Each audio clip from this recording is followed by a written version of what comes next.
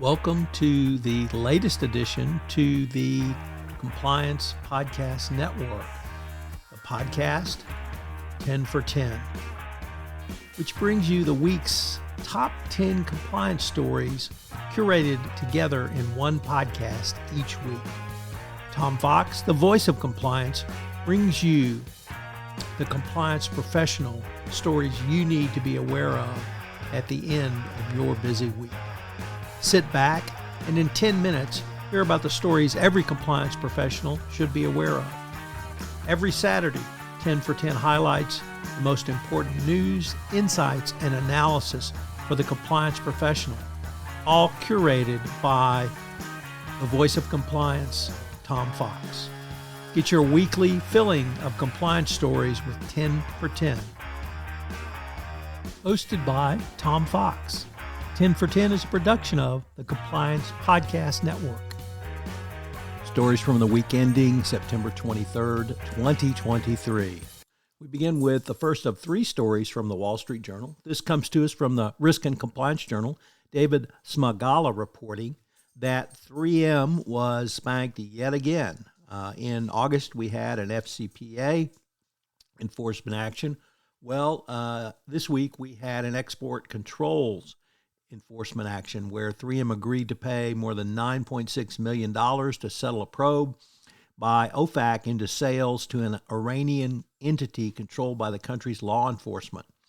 OFAC said that between September 2016 and September 2018, a 3M subsidiary allegedly sold materials to a sanctioned Iranian entity. The sale occurred even after outside due diligence staff flagged the potential problems.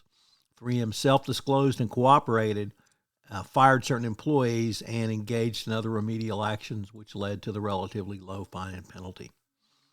Our second story from the Wall Street Journal comes to us as a Wall Street Journal exclusive from Emily Glazer and Theo Francis that Kiwi Kamara, the founder and CEO of CS Disco, was rather abruptly quit as the company's CEO after the board of directors began investigating allegations that he groped an employee.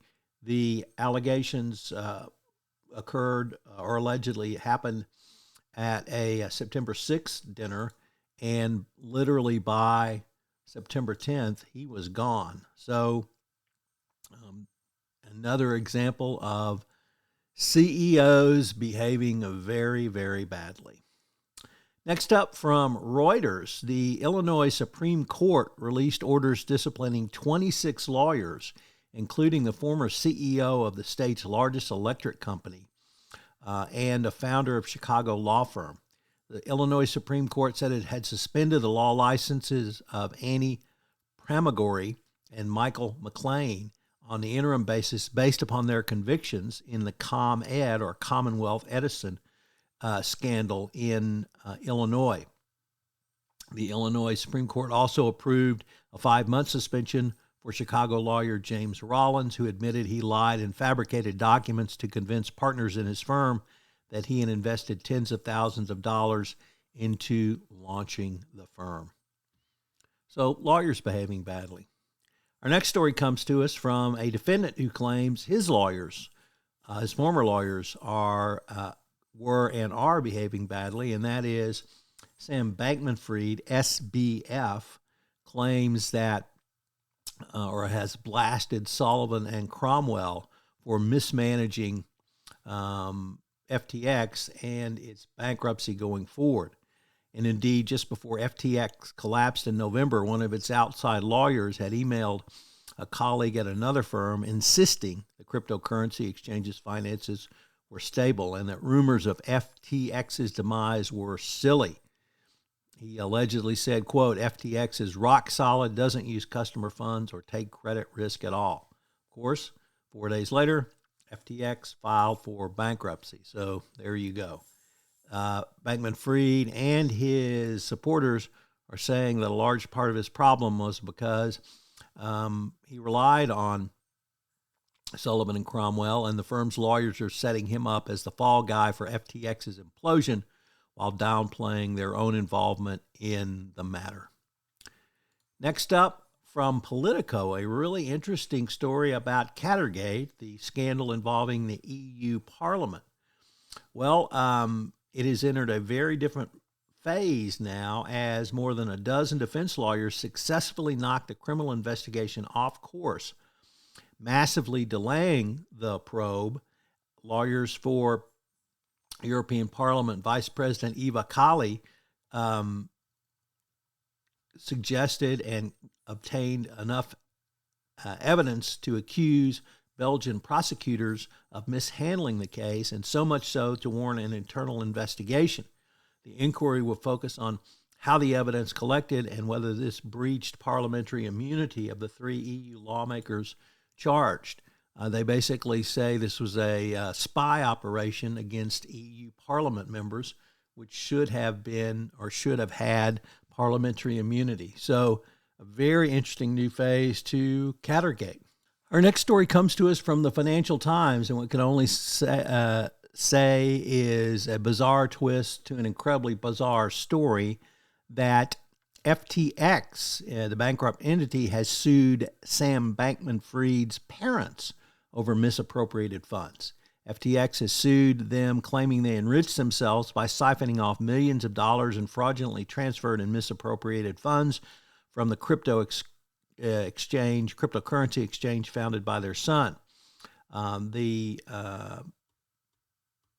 FTX claims that monies were directed to favored charities and political causes.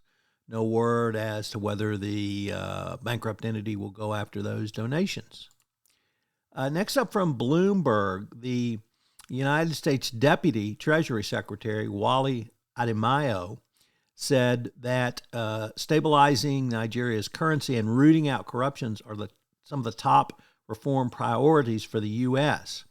Unifying Nigeria's foreign exchange rates and ending or taking steps to end corruption will be an important part of the new Nigerian administration's attempts to bring themselves into the greater world community.